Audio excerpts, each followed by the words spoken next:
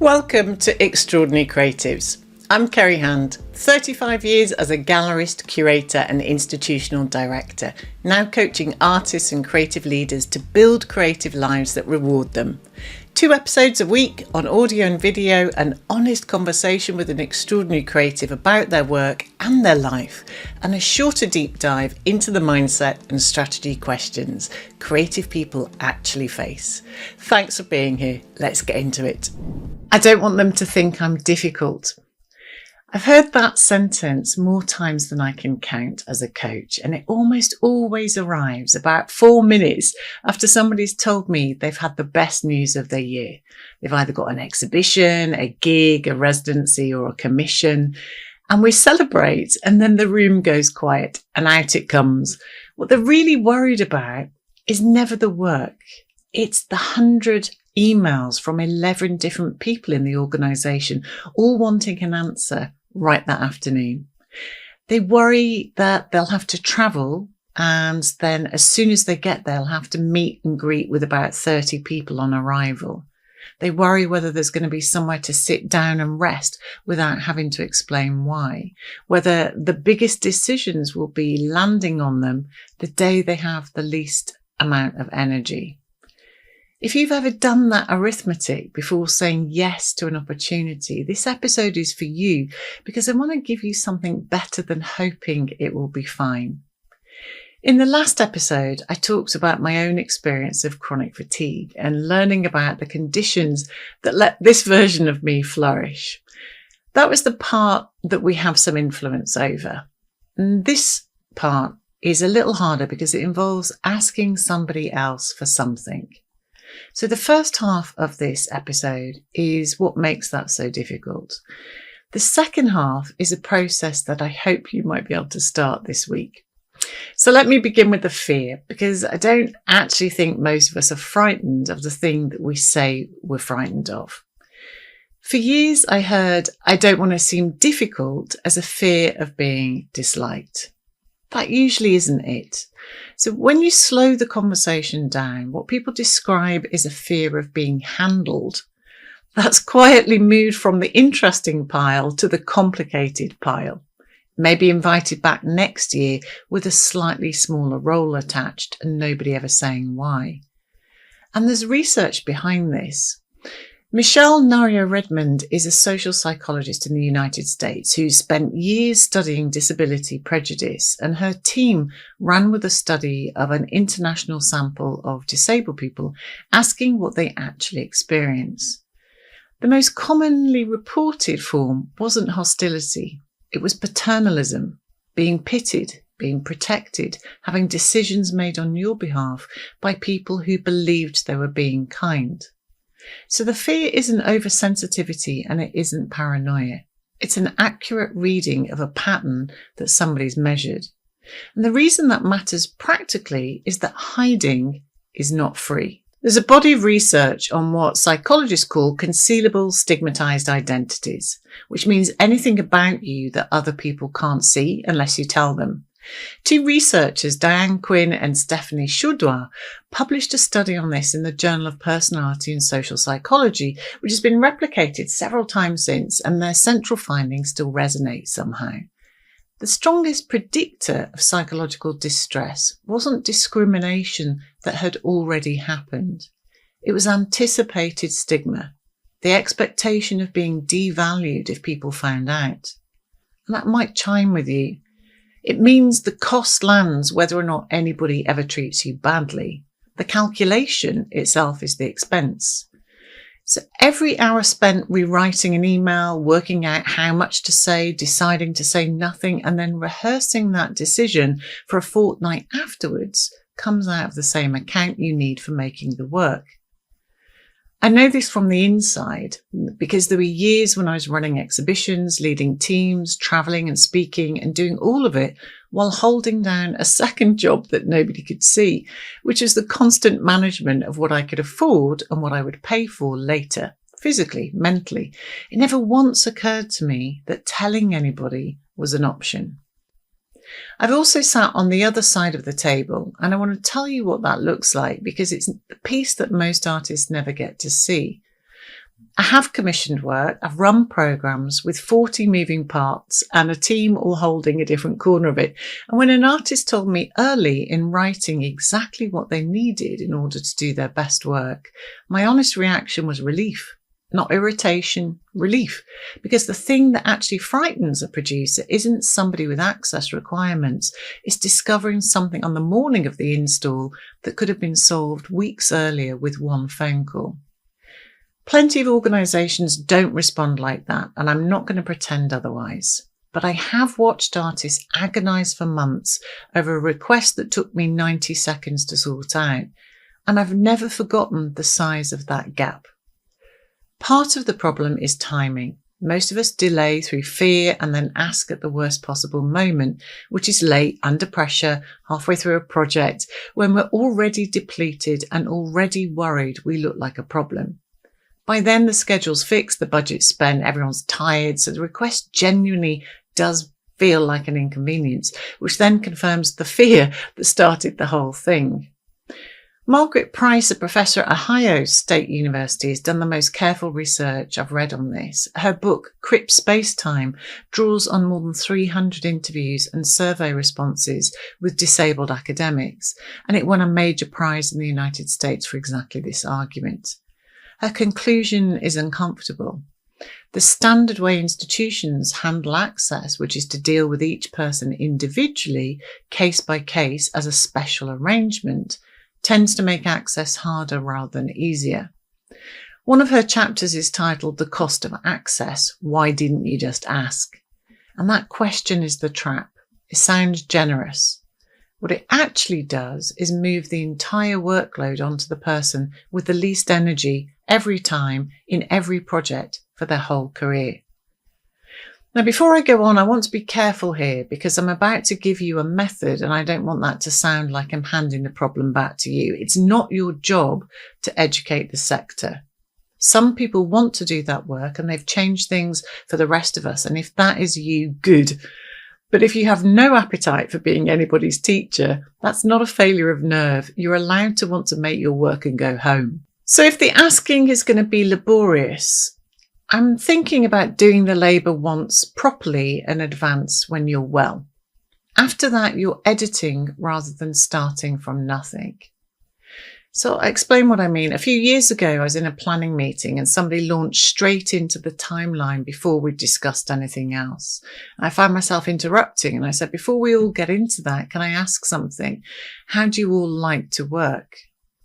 And there's a short silence and everybody looked slightly puzzled. Then one person said they liked lots of check-ins because it helped them think out loud. Somebody else said they preferred fewer meetings and more time to digest things alone. Another admitted they did their best thinking early in the morning and found late afternoon meetings almost impossible. Now, none of those answers were dramatic, but the conversation changed because we stopped trying to squeeze everybody into one way of working and started designing around the people who are actually going to make the thing.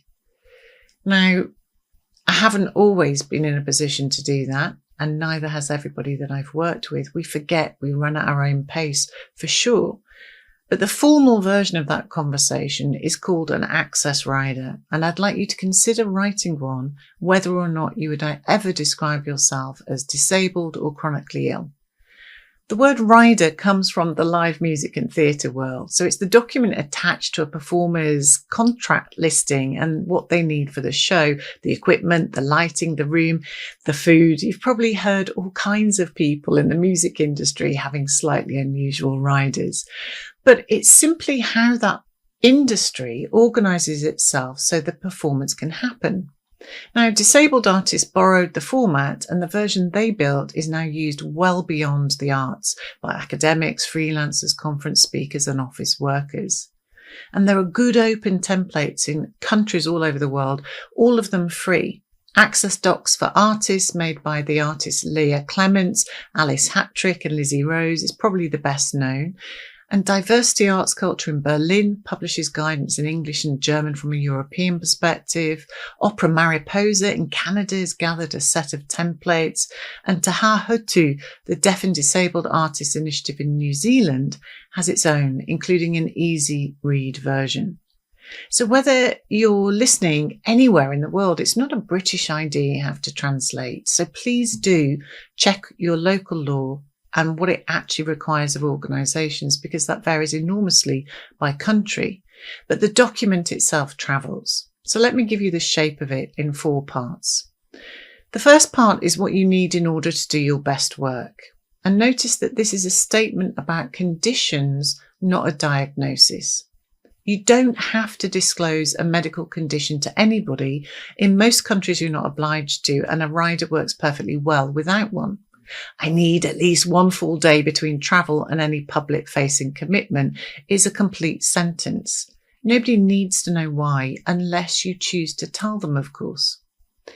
The second part is how you work best, when your good hours are, how much notice you need for a meeting, how long a meeting could usefully be, and whether you want an agenda in advance, whether you want decisions confirmed by email afterwards because you can't rely on remembering the room. And be specific, because I'm flexible is the least useful thing you could possibly write. The third part is what helps when things get difficult, because we're in the arts. At some point they will. So what do you need if a deadline moves? What do you need if you have to cancel? Almost everybody leaves this section out, and it's the one that protects the relationship, because it tells people in advance what a bad week looks like and what to do about it, instead of leaving them to interpret your silence. The fourth part is logistics. 1 named point of contact rather than 11. Would that sound good to you? Your preferred channel of communication, your realistic response time. That single line, 1 contact instead of the whole team emailing you separately, is the one that my clients tell me changes the most. 2 things about writing it. Write it on a good week, not a bad one, because on a bad week, you'll undersell yourself and produce a document that doesn't really help you. And if you're not currently having good weeks, leave it. This isn't urgent, and the opportunity you're worrying about right now isn't the last one. So once you have written something, it's important to send it early while you're still discussing whether you want to work together, not after you've signed it. Early, it reads as professionalism. Clarity is kindness. You'll hear me say often. If you send it late, they might not adhere to it, and you'll end up feeling frustrated, and then you'll end up taking everything on yourself. Before any of that, though, there are questions that you can ask before you say yes. And honestly, this is where the real decisions get made. Have they worked with artists with access requirements before? Would they put you in touch with one? Do they have an access statement or an access budget? And is that a real line in the budget or a good intention? Can you see an example schedule before you commit? Who's your single point of contact? And what happens when that person is on leave? And what's the process if you need something to change halfway through? None of those questions guarantees a good experience, but what they do is move you from hoping it's going to be fine to gathering the information you need to make a proper decision. Agency was never about controlling the outcome. It's about improving the quality of the decision you make before you get there. But pay attention to how they answer, not only what they answer. If somebody sounds relieved you asked, that tells you something. If somebody sounds irritated or vague or says, of course, we'll sort it out on the day, that tells you something too. And it's far cheaper to learn it now than in month 4. I know how those questions sound if this is the first real invitation you've had. You're not going to interrogate anybody's access budget, and I wouldn't ask you to. Just take 1 point. Probably the one about a single point of contact, because it costs you nothing and it helps everybody. The rest can wait until you've got more ground under you. I want to say one more thing here because I think it matters. The World Health Organization estimates that 1.3 billion people, that's around 1 in 6 of us, live with a significant disability. And that figure is rising because populations are aging and chronic conditions are becoming more common. This isn't a small specialist conversation happening at the edge of the sector.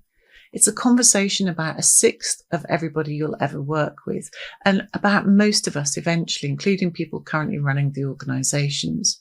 Which is why I don't think of a rider as a request for special treatment. It's a piece of professional infrastructure that also happens to be good project management. The producers I've met who are most respected and worked with were the ones that asked what people needed before anything went wrong. I hope that in a few years this will be completely ordinary. I hope creative people stop losing days wondering whether they'll seem difficult for describing the conditions in which they do their best work. I hope organisations become curious enough to ask first so that nobody has to go first alone. Somewhere today, another artist has opened an email they've been dreaming about for years. I'd like the first thing they feel to be excitement rather than the quiet arithmetic of working out how much of themselves they'll have to hide. So here's what I would like you to do when you feel up to it. Not the whole document, just one line. Open a blank page, write what I need in order to do my best work, and put one true sentence underneath it, just one. You can build the rest in the time you have when you feel able to, because you can't ask for conditions that you've never named to yourself. And the naming is where all of this starts. I hope this is helpful. Thanks for listening and being here. Thank you for spending this time with me. If something in this episode landed for you, please share it with one person who needs to hear it. Come and find me on Instagram at Kerryhand, that's CERIHAND, and join thousands of creatives reading my weekly newsletter at kerryhand.com/subscribe for practical advice you can use this week straight to your inbox every Friday. Until then, keep making the work that only you can make.